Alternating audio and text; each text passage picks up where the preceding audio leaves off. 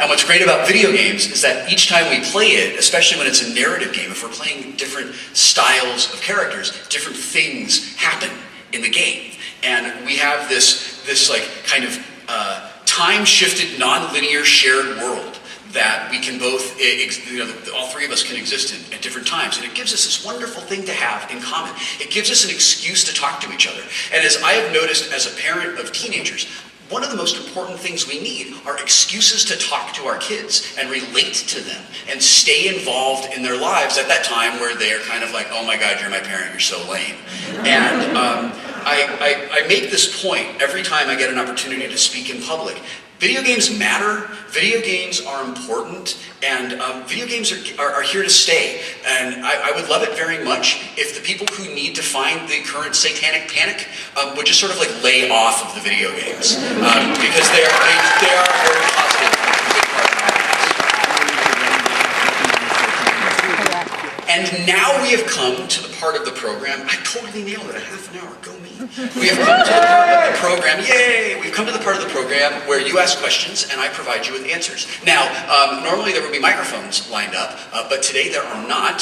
So if you could just all yell out at exactly the same time and they'll go into my queue and please don't do that. So we're going to do this the way we used to back in the old days of the early Star Trek conventions, where you're an expert, you're raising your hand already. But unfortunately I didn't say go, so now you're disqualified. I'm sorry.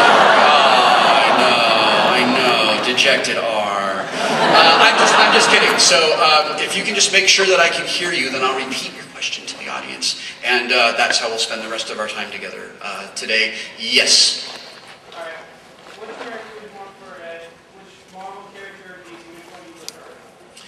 Of the Marvel, are you saying am I a Marvel guy or a DC guy? What's your favorite characters in DC and what's your favorite character in Marvel? Okay, my favorite characters in the DC universe, I've always been a big Batman guy, and I really love the Green Lantern. Yeah. Those are probably, of like the big iconic DC superheroes. There are other DC characters, obviously the Sandman and Spider Jerusalem. Those are guys that I really, really love. In the Marvel universe, I was never a huge Marvel comic book fan when I was a kid. I sort of felt like, and I don't really mean to dog on Marvel, because I have since become a fan of Marvel comic books. But when I was younger, I felt like Marvel books were about like they were very broad. They were more like the Batman TV series than they were the sort of darker, grittier, like Vertigo style comic books that I like to read from DC. But I have since come around to really, really, really enjoying Captain America since Ed Brubaker started writing it. I absolutely love Iron Man since Matt Fraction started writing it, and I love what Matt's been doing with X-Men. But a qualifier to all of this, I am 6 months behind on comic books because, as I said at the beginning of our wonderful time together today, turns out that I don't have any free time. And what little free time I have, it's weird. Like I knew that I was a grown-up when, in my limited amount of free time, it was like do something with my wife or read a comic book. That was weird. It was like, wow. I got to go back in time and tell 12-year-old me that things are going to be different someday. Yes? Are you going to be on the Big Bang Theory again? And how do you like being cast as evil Wil Wheaton? She asked if I was going to be on the Big Bang Theory again and how I liked being cast as evil Wil Wheaton. I can't say definitively if I'll be back. I know that Bill Prady has said that I'm a recurring character, and I'm sorry, that evil Wil Wheaton is a recurring character. And Bill Prady said that we have not seen the last of evil Wil Wheaton. So I'd say there's probably a better than 50% chance that I'll get to go do more, which delights me because it's an incredibly fun show to work on. They are incredibly wonderful people. Cast and crew are sensational, and it's really fun to play evil Wil Wheaton. One of the things that I love the most about being an actor is that I get to make a living by playing dress up. I get to imagine that I'm somebody else, and I get to do things that I would never do in my real life. And getting to be that like douchey nemesis guy it's disturbing to me how much fun it is to be him. You know, after playing him twice now, I feel like I kind of have a handle on evil Wil Wheaton. And what's interesting is that like I can separate. There's evil Wil Wheaton is different from Chaos on Leverage, and they're both different from Fox on the Guild, but they all kind of spring from the same like douche well.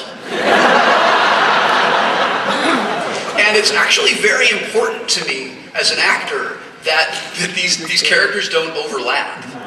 That they don't end up, you know, that I don't like play a Fox beat when I'm supposed to be playing an evil Wil Wheaton beat. But it's a great time. It's a wonderful show, and it's really, it's really overwhelming to be part of that. When Bill called, so I got this email, and it was from Bill's assistant, and the email said, "Bill Prady would like to talk to you about the Big Bang Theory." And when I was younger, I knew a lot of computer hackers, and I know how to spoof email headers and how to do things of that nature. And I thought, oh, somebody's fucking with me. Like, very, very funny. So I forwarded the thing onto my manager, and I said, look, this is probably one of my friends messing with me, but if you could just check it out. I don't know, like a half an hour later, my manager called and he said, oh no, it's legitimate, go ahead and call him. So I did, still expecting that it was going to go to a number that's going to be like, hello, you've reached ha-ha, we got you, Will Incorporated. And it was Warner Brothers, and I talked to Bill, and he said, so we would really like to put you into the show. And I was like, no, this is Wil Wheaton, you know. This is not the well-known jazz singer. I'm the actor. And he was like, yeah, we get it. And the whole thing actually came about because I was talking about how much I liked Big Bang Theory on Twitter, and Steve Milaro, one of the executive producers and one of the writers, saw that and emailed me. And he said, hey, I'm one of the writers on Big Bang Theory. If you ever want to come down to the set and watch the show, I would love to, have you as my guest. And I emailed him back and I said, yeah, that would be great. And apparently they were, at that time, developing this storyline where Sheldon had a nemesis. And they, I guess it came up, Steve said, I was just talking to Wil Wheaton.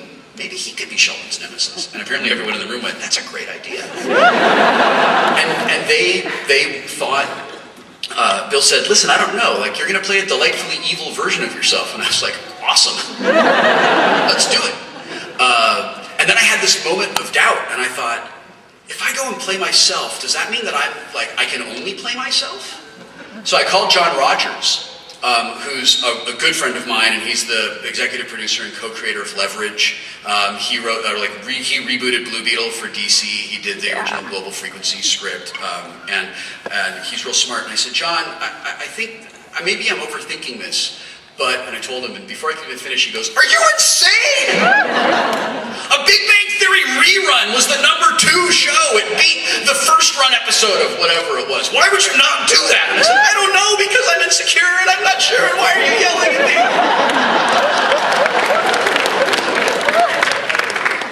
Anyway, that led to me doing 2 episodes of the Big Bang Theory. Yes, sir.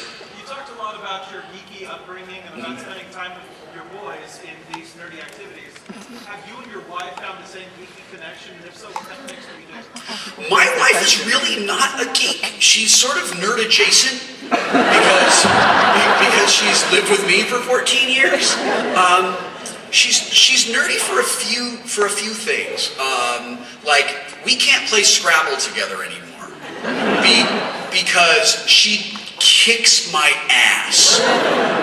And the thing is she's just like, oh, I guess I'm gonna make this whatever 75-point word. Like, how did you do that? She's like, I don't know, I'm just playing with the letters. I'm like, okay, great, egg.